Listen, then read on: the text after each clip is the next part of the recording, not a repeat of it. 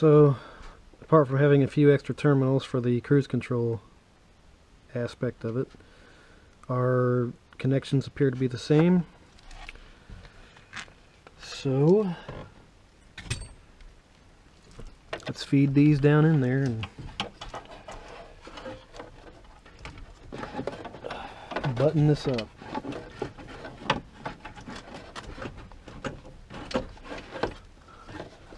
Alright, I'm gonna lay this up here and get down there and fish it the rest of the way from the bottom. So what I'm noticing is you've got the black one is shorter and the gray one is longer. See the or width or whatever. This one's smaller that dimension, that one's larger on that dimension.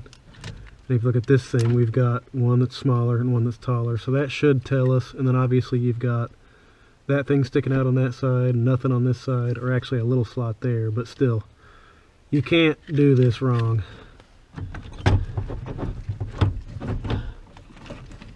So, this is the gray one, and it looks like it goes in like this, and it should just click in place. And then same thing over here. The black one will just click into place. And then if I can mate these two things together,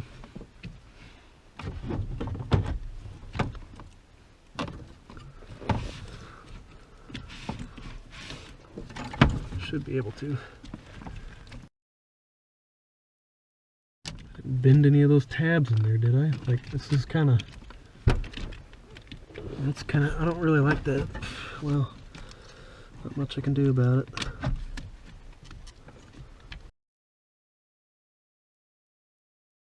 I think it's time to switch over to doing this by hand, because that doesn't feel good. Okay, so that connection's made. Now, I don't know where it went. Here it is. And then this thing, there used to be this solenoid up in there that was the thing where you have to step on the brake to put it in gear, and somehow that thing broke and I had to just get it out of there, so I don't have that anymore. And I'm pretty sure this is what this plugged into, because when I just took the old one out, that was not plugged into anything, so I'm just going to ignore it. So let me see if I can figure out how to get this thing back up into here the way that it was.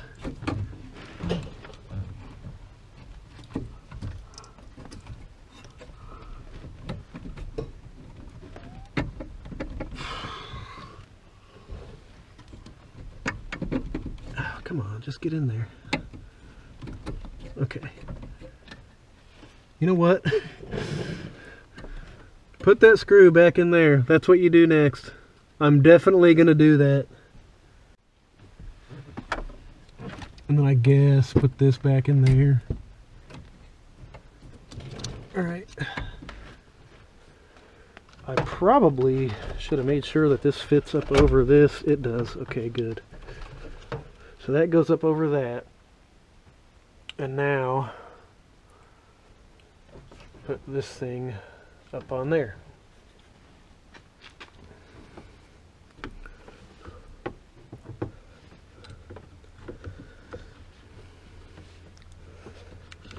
So I think, what, down like that? I don't know if I'd use the word started, but it's in. Can I move that up?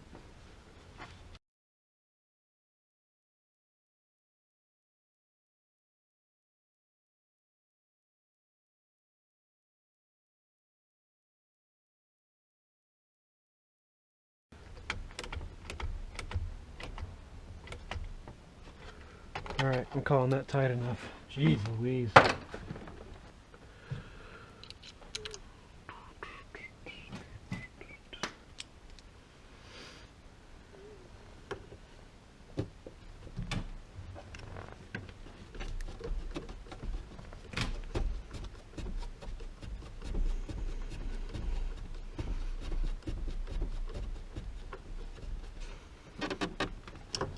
Okay.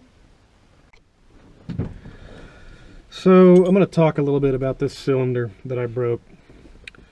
So as was seen, I don't know why it was sticking so hard, but this little thing here is what, when you've got this in the start position with the battery out or negative cable removed, you put a pin down in there or a pick or whatever. It pushes down on this, which allows you to pull it out, and then you got to turn it down, you know, turn it back and allow it to come back out the rest of the way. So apparently the way these work is this bar right here is what prevents this thing from turning when the key is not in it. And I don't know if I've got this aimed properly or not, or if you could even see this, but when you stick the key in, it makes that bar retract. So for whatever reason, when I pulled on the key and the key came out when it was in the start position, it messed up the way this thing retracts. And then when I kept sticking the key in there to try to get it to turn, it wasn't pulling this thing in to make it clear to actually start turning and working properly. So eventually I got the big screwdriver and was prying out on it, and this thing broke off. That's fantastic. But what that did is expose this little bar, because I didn't know how this thing worked. So I had the key in it and I was putting the pick on this bar to try to get it to move in, and as soon as I got it to turn in, then I could turn it forward, put that in there, and get this thing out. So, unfortunately, I'm going to have to replace the cylinder at some point, but in the meantime, what I did is I ground on this, knowing that I could always just push on this pin, or this bar rather, with a pick. I ground that down with the bench grinder so that it would be flush with the key in, and then it still sticks out when you pull the key out. So I don't know if, again, see that? So as of right now, I've got it functioning. Without having this on here, it's pretty independent of that upper cover now. So this little thing sticking out here has to go in at that point. Or am I even lined up? Okay, yeah, it's lined up. So this slot right here is lined up with the ignition switch on the inside. And so when I put that here, now, take the key out, put the key in, and it works. The funny thing is, even though I ground down on that bar and everything, you still can't just jimmy it with a screwdriver and get it to work. So the key still works, but you know, I'm not exactly very happy about it. I'm going to fix it, but it does work still, and it's still secure somehow. So that's what happened with that. Let me go ahead and try to get this upper cover in place. What we're going to be fighting here is getting this lip of this thing back up under the steering wheel.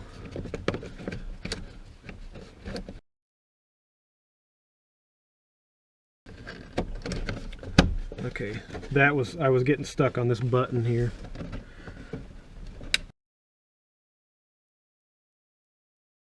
I've got this shifter boot on that channel. Now hopefully I can just kind of, you know what would be convenient is if I could turn the steering wheel maybe. Oh, come on now, get in there.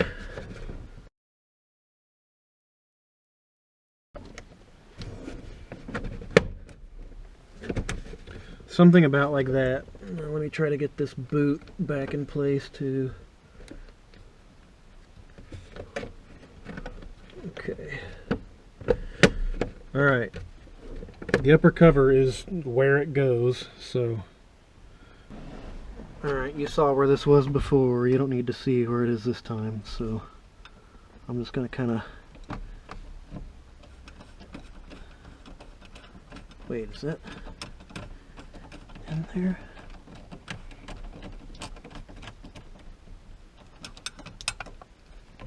Okay.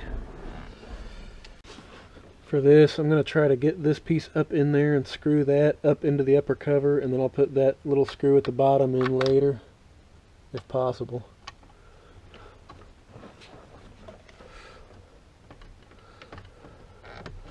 Actually, I'll tell you what, if I can, I guess I can't. It's started up in there, so if I can use this 8mm wrench and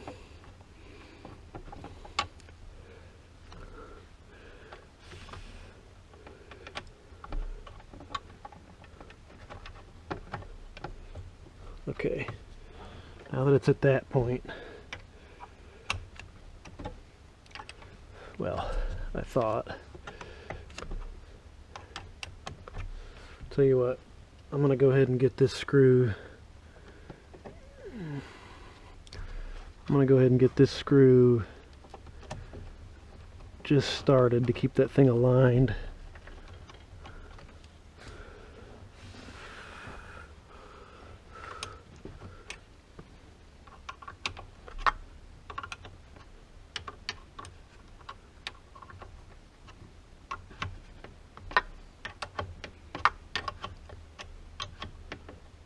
Okay, that's tight.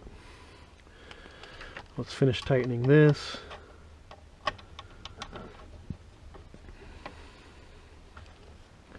I guess I should probably go ahead and put this zip tie back. That would be the right thing to do. So, I guess having said that, I don't know why I'm doing it.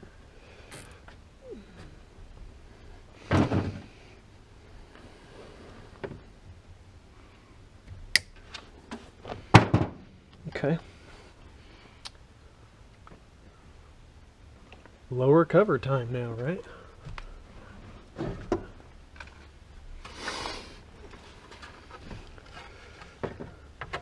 So again, these hooks, if I'm not mistaken, I should be able to just get this in there.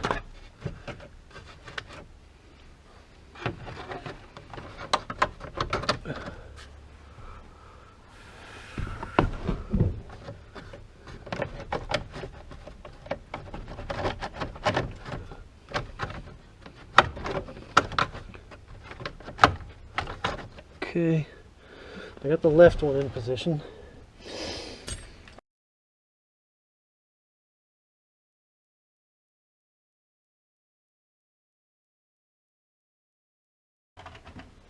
And these should be the last two screws here.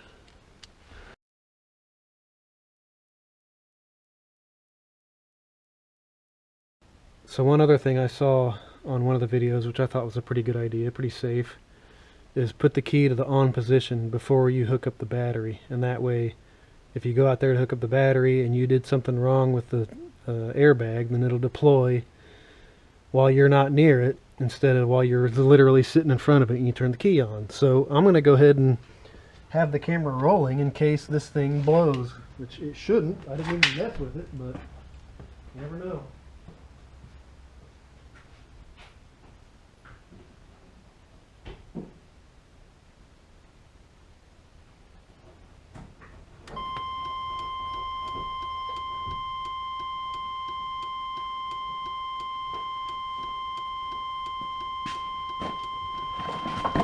Well, it didn't blow. Okay, I think we can get rid of that. Those cruise control controls. Alright, so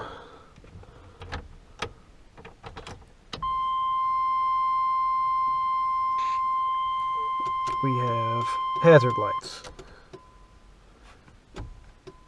Right hand turn signal, left hand turn signal. Let's do this. Brights. So yeah, that's it then. Fantastic.